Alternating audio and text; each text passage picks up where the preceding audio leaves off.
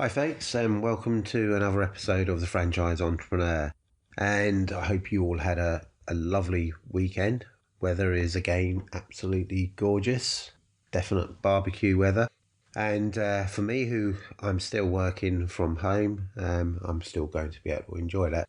I'm sure most of you are back to your offices or back to work at the moment, so commiserations for you if you're stuck in an office.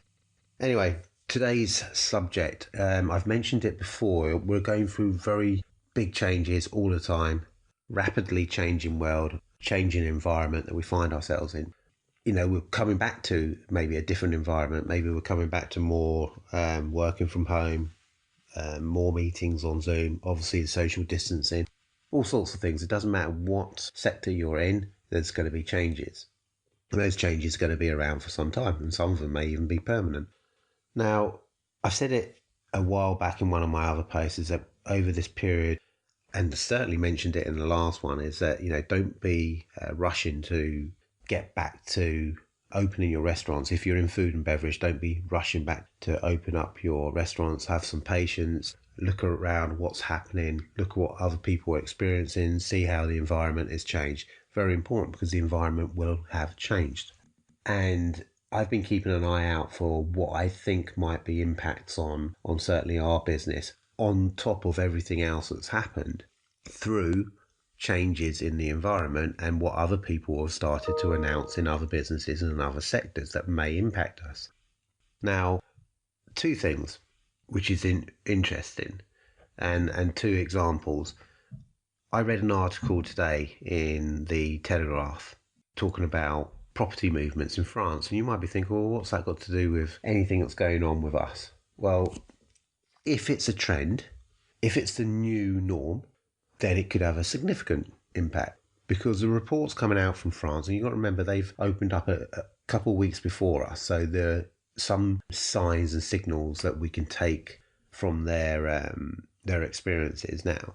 And what we are seeing is that there's a big movement from people who live in the city centre to buying second homes, or actually upping sticks and moving to city locations. Now, that's quite significant for France, because if anyone of you know the housing environment in France over the last few generations, there's been a big move away from countryside into the city.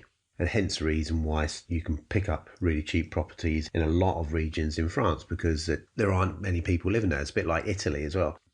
Now, if that's a real shift, and you can see why the reasons why it might happen, i.e., you know, lockdown, people have gone, well, you know, if this sort of thing is going to become more, you know, it's going to potentially be a more realistic outcome, you know, this sort of pandemic might happen again. And it could happen again. We could have a flare up again of the existing COVID. But, you know, if you listen to what the scientists are saying, is that there's a very real possibility that this kind of outbreak could happen on a more regular basis. Where would you rather have some sort of lockdown in a city, in an apartment where you can't even get out of your house, or be in a country where you at least have got a garden and you've got a nicer environment to be in? I certainly know where I would want to be, and fortunately for me, I do live in the country or in a village outside of a city, so I get the best of both worlds. So if that's the movement there, then that alters things quite significantly in terms of where you might be considering putting your restaurant, your business. It might not change it at all. You know, maybe you're a suburb kind of business anyway, but what you're likely to see is then an actual increase in your potential business, because you're going to have more and more people living in those kind of environments, but actually being there in the daytime as well. So they're actually going to be working from home, because that's the other thing that's had an impact. Now, the technology for people to work from home has been there for a number of years, but people haven't taken it up. What's changed with this COVID pandemic is that it's now woken people up to the real possibilities of working from home as individuals, but it's also told employers of the potential for this as well, and it's shifted their mindset. So now you've got a willing employer who actually wants you to work from home, which makes a big difference. You've got the technology backup that allows you to work from home. So that could encourage people to work from the suburbs, work from the country, which in turn changes where restaurants may be located in the future. The high street locations, which were already getting battered anyway, but those ones that are around big office blocks that have been doing pretty well in terms of they've always got the footfall there, obviously been paying high rents, but they could rely on high footfall. Well, they might not be able to rely on that anymore because the business is shifting. And those of you that have got more localized businesses, independents in particular, because that tends to be where a lot of this business is. It's not with the brands, it's with the local independents. You could see a fairly significant uplift in your business. But equally, it won't take very long for the big boys to react to this. And they will then start looking around for more suburb kind of locations. What happens when that happens? It starts pushing prices up, etc., etc. So already learning something there. Now, this could be a blip. It could be the new trend.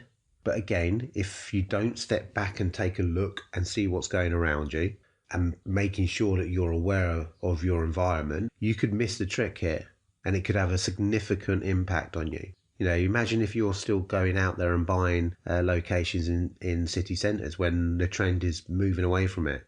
Very easy to miss it. So as I said, it's about being vigilant and keeping on track with these things. So another big one that's emerged over the last probably week or so, and I've not been able to get to the bottom of it, but certainly it's raised my concerns again. And if you're in a business that relates to students, whether it's in food and beverage or anything else, this is relevant to you.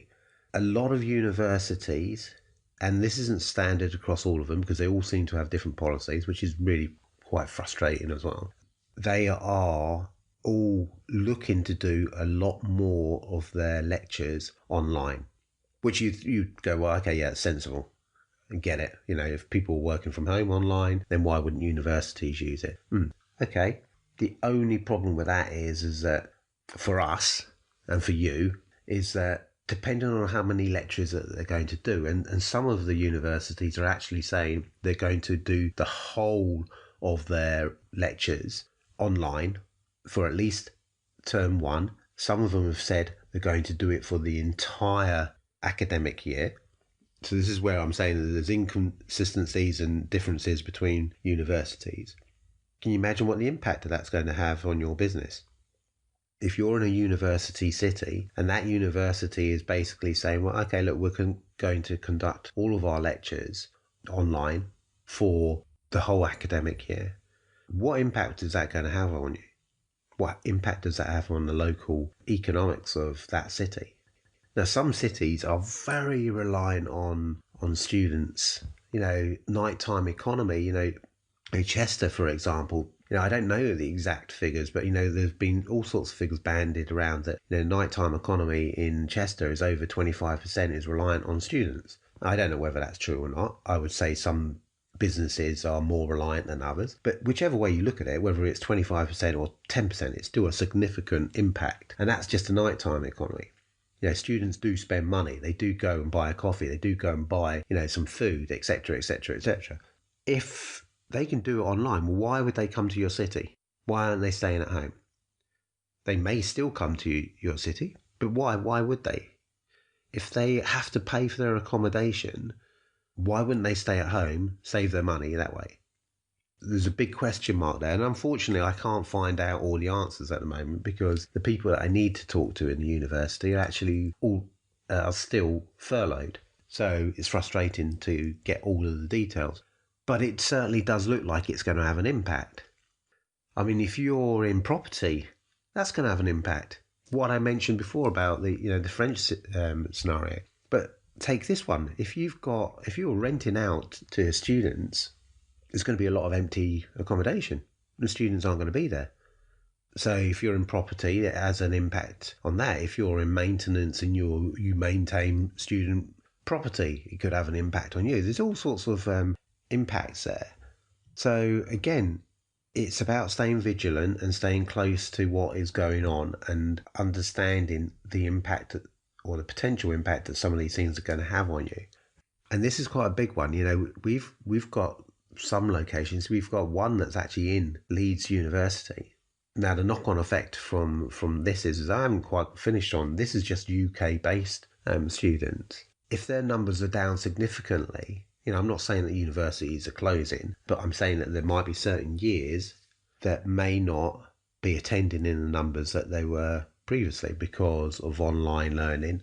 Could even also be that they just don't want to be away. Their confidence has been knocked and they don't want to be in that environment. But either way, the numbers are going to be down. What does that do to my Leeds University? I don't know at this point because I can't speak to anyone in Leeds University to know exactly what it is that their strategy or plan is at the moment. But I can imagine it's going to be fairly significant. The second impact on students is foreign students. Now, foreign students take up a fair proportion and percentage of students in universities now, and particularly in certain universities. Now, again, Leeds University, I think it has something like about between 5 and 10,000 overseas students. Now, as I understand it, and from what I've heard, is that the universities are offering a 12-month deferral to overseas students, basically saying, stay at home, put it back a year, come back the following year. Now, that has a significant impact. That alone reduces the number of students that are available to us. And when you're selling Asian, you've got an Asian restaurant, it's kind of focused on foreign students from those regions. So again, a significant impact on what we would potentially do, even if we weren't in the university. It's, the impact of those students going into town. Again, it's something that you've got to be aware of and keep on top of. It's like I said before, it's all about being vigilant. And this is where I said in my last podcast, rushing into opening up your restaurant or your business, if it's not food related, could actually be the worst thing that you do. Because imagine if we'd come out of lockdown and you'd opened up already, and now you're only starting to find out about some of these things. I think it's better to use the government's furlough scheme for as long as you possibly can, and it's financially viable for you to do so, and learn what is impacting on your competitors and your local environment. And once you can build a picture of that up, then it's the right decision to then open up, because you've got all the information that you need. So advice is stay vigilant, keep on top of what's happening in your local city environment. Universities, if you're in a university city, it's well worth trying to contact them, find out, or look online, find out what their strategy is, what they're proposing to do for their new term, how long that's likely to go on for. Be aware of subtle changes in the property market and things like that, because they will have an impact on you. And if you are in the suburbs, then again, these things, again, will still have an impact on you, and quite a considerable impact on you. In the short term, you may be the short-term winner. And I say short-term because, let's face it, the big boys, the big brands will react to this.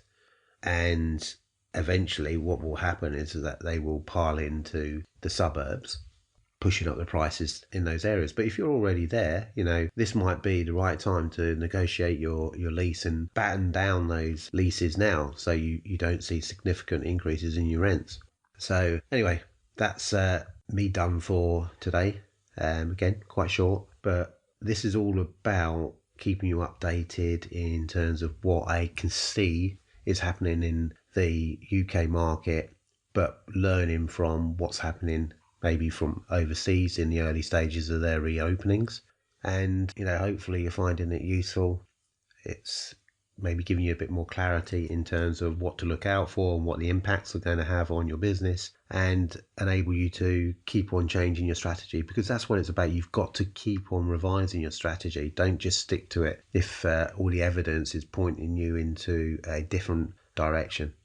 So stay vigilant, keep on top of things, stay safe, and let's get our restaurants open and our businesses open, and hopefully we'll all come through this the other side. But as I said, impatience could be very dangerous for you.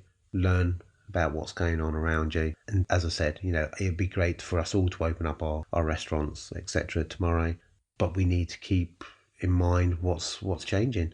And remember, your cash burn is massively important. Once it's gone, it's gone. And all of these loans that the banks have been thrown around, they will dry up pretty quickly.